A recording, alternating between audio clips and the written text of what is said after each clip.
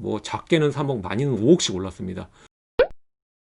안녕하십니까, 직방TV 애청자 여러분, 놀라운 부동산 놀보입니다. 자, 오늘은요 제가 항상 제 개인 채널도 그렇고 직방TV에서도 뭐 오른다 얘기만 많이 하다 보니까 전세가가 올랐는지 매매가가 올랐는지 월세가 올랐는지, 당연히 그 지역의 전세가는 올라갑니다. 오르는 거를 너무 좋아하는 사람처럼 느낄 수 있겠지만, 사실 요즘과 같은 시기에는 상승장이 계속적으로 이어져 오니까 좀 필요한 것도 사실입니다. 저도 뭔가 이 조정장세가 만들어지고 뭐 하락 기조가 만들어지고 이런 것들을 좀 다루고 싶은데, 실상 지금 놓여져 있는 상황 자체가 하락을 논하기에는 너무 근거가 부족합니다.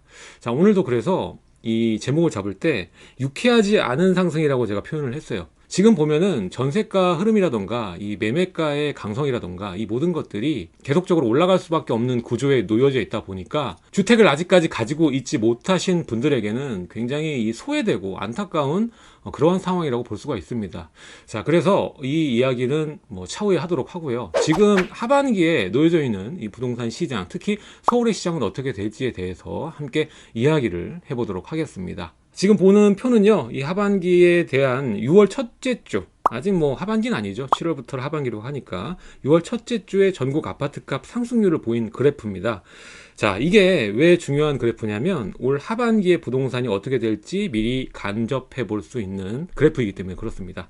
자, 지난 116 규제 이후에 금융규제가 강하게 들어가면서 일정 금액대에 있는 이 고가 아파트들이 이 하락 조정세를 맞았습니다. 특히 뭐 재건축을 중심으로 가격대가 좀 많이 빠졌는데, 거기다가 일시 완화책인 이 10년 이상 보유하신 분들에게 다주택자라 할지라도 양도세 중과가 적용 배제되면서 이러한 절세 매물들이 좀 나왔었거든요. 그렇게 되면서 이 하락세를 좀 주도했다라고 볼 수가 있겠는데, 이 매물들이 벌써 끝났습니다. 벌써 끝났어. 사실 지금까지 매도할 수 있는 물건에 매도할 이유가 사라지는 국면이 된다라는 것이죠. 그래서 7월부터는 이러한 절세 매물 매도세도 확 줄어들 수밖에 없습니다. 뭐 또 하나 남긴 했죠. 이제 장기 보유 특별공제 혜택을 받기 위해서 고가 부동산 가지고 계신 분들 모레까지 처분해야 되는 것이 있는데, 사실 이러한 과정에서 처분하실 분들과 함께 종부세 6월 1일 기준으로 우리가 납부를 해야 되죠. 그러다 보니까 이미 웬만한 매물은 다 매도가 끝났고 전략적 포지션이 다 잡혀 있다, 우리가 이렇게 풀이할 수가 있겠습니다.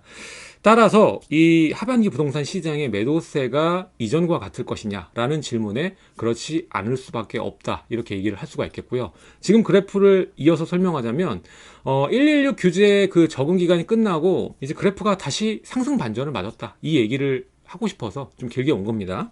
자, 보면은 전국 기준으로 봤을 때도 상승 포지션 잡았고요. 수도권, 특히 이 풍선 효과죠. 그래서 수도권의 가격 상승이 좀 반전이 좀 빨랐다라고 볼 수가 있겠고, 지방시장도 여지 없습니다. 왜냐하면 지금 미분양이 작년만 하더라도 6만 호가 넘었거든요. 근데 이게 지금 3만 호대로 내려앉았습니다. 절반 정도가 감소가 된 거예요. 우리가 과거에 하락장을 봤을 때는 이 미분양 물량도 10만 호가 넘었고, 그리고 금리 자체도 높았습니다. 지금은 뭐 역대 최저 금리 아닙니까?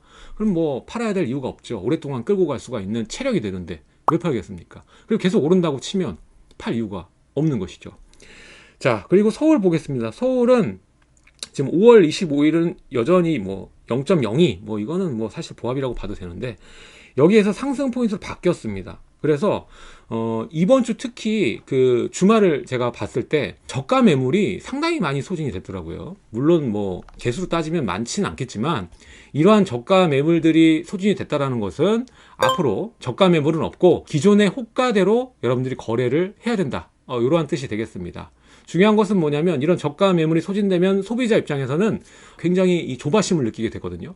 조바심을 느끼게 되면서 아마 이번 7월, 8월에 결정을 내리고 거래를 나서는 그러한 수요자들이 있고, 뒤늦게 9월, 10월, 11월, 12월, 내년 1월, 2월까지 이 행렬이 순차적으로 이루어질 것이다, 이렇게 보고 있습니다. 그 중에 거래의 강성을 최초로 유도할 그러한 수요는 아무래도 이 전세를 껴진 물건을 미리 매입하는 이 갈아타기 수요가 될 텐데, 이 수요자들은 당연히 내 돈이 적게 들어가는 그러한 이 아파트를 찾겠죠. 일단 세입자 같은 경우에는 구축 아파트보다 새 아파트를 좋아합니다. 그러다 보니까 전세가가 새 아파트가 훨씬 높거든요. 같은 입지라 할지라도 말입니다. 그래서 여러분들이 그 미리 사둘 때 들어가는 자금이 새 아파트가 덜 들어갑니다, 오히려. 그리고 올라갈 가능성은 새 아파트가 더 훨씬 훌륭하죠. 그러다 보니까 이 아파트들 가격이 올라가면서 다른 아파트들 차순위 입지까지 이 올라가는 현상을 고스란히 작년과 동일하게 확인할 수 있을 것이다 보여집니다.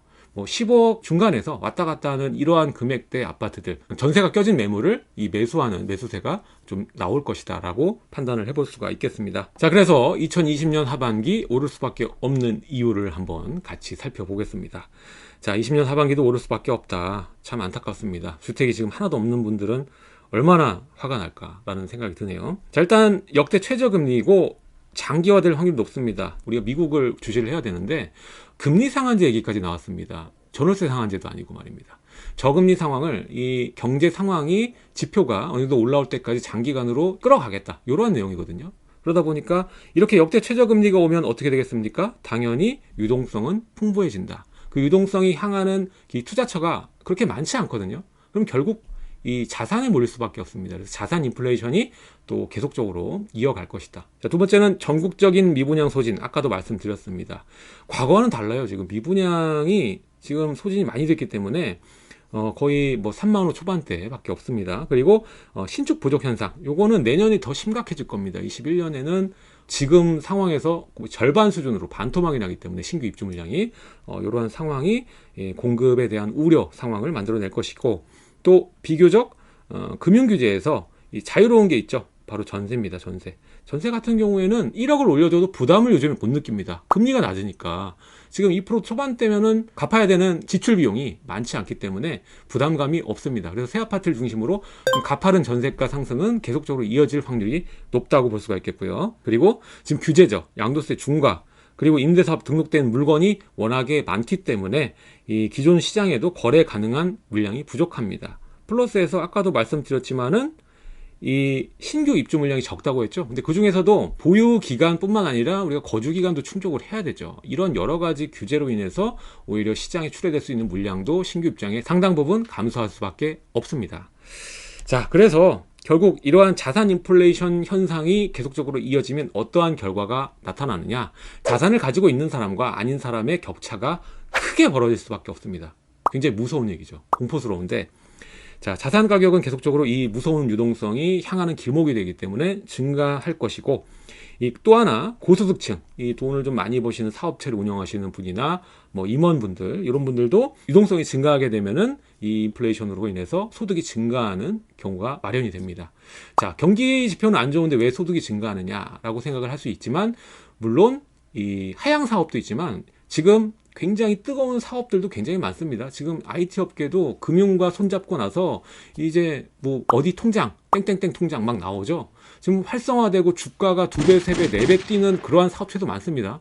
그런 업체들의 임원들 소득이 과연 줄어들까요? 아니죠. 늘어납니다. 그렇기 때문에 이러한 소득 증가도 주택의 상방 압력에 큰 작용점이 될 것이다 라고 볼 수가 있겠고요. 자, 아까 얘기된 내용이 그대로 나오는 건데 21년 신규 입주량 마저 급감, 이건 아까 한 얘기니까 좀 넘어가도록 하겠습니다. 자, 그럼 이렇게 이 하반기 오를 수밖에 없는 이유가 너무나 많은데 우리는 어떻게 대비를 해야 될까 생각을 해보면, 지금 방송을 보시는 애청자 여러분 중에서 주택이 없고 자본 가지신 허락폭이 굉장히 적으신 분들이 많을 겁니다.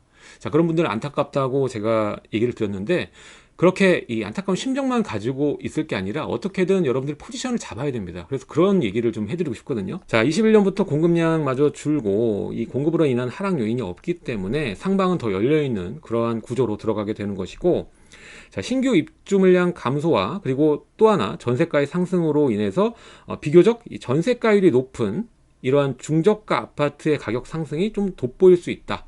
특히 제가 말씀을 드리고 싶은 건 뭐냐면, 이번 19년에서 20년 상반기 오면서 가장 많이 오른 아파트들을 보자면 공통점이 있습니다. 일단 리모델링 호재를 가지고 있는, 그리고 뭐 6억대, 7억대, 8억대 이 정도 가격대의 이 금융규제에서 비교적 자유로운 아파트 단지들이 크게 올랐거든요. 뭐 작게는 3억, 많이는 5억씩 올랐습니다.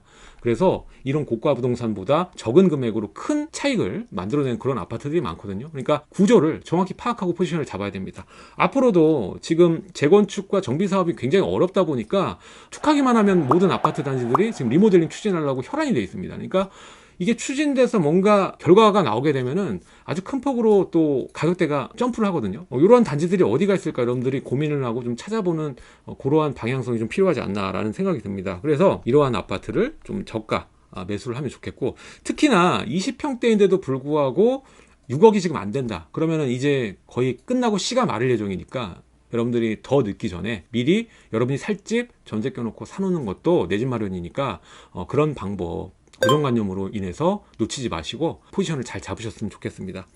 자, 그리고 10억 넘는 초고가 주택들, 20억 넘는 초고가 주택들 움직임이 수요자가 굉장히 제한되기 때문에 큰 폭으로 오르진 않겠습니다만, 아까도 말씀드렸다시피 이 전세가가 가파르게 오르는 면이 없지 않아 있기 때문에 오히려 작년에 비해서 투자금이 적게 들어가는 아파트 단지가 생겨날 수 있거든요. 그렇게 되면은 전세를 껴놓고 미리 들어가려는 고소득층의 30, 40대 층들이 계속적으로 유입될 확률이 높기 때문에 이러한 단지도 본인이 자금이 된다면 미리 전세를 껴두고 매입을 해두는 방향으로 가도 나쁘지 않습니다. 일각에서는 지금 이것을 두고 지금 최근에 이 전세가 껴져 있는 못난이 매물들 거래가 많이 됐지 않습니까? 저가 매물이니까.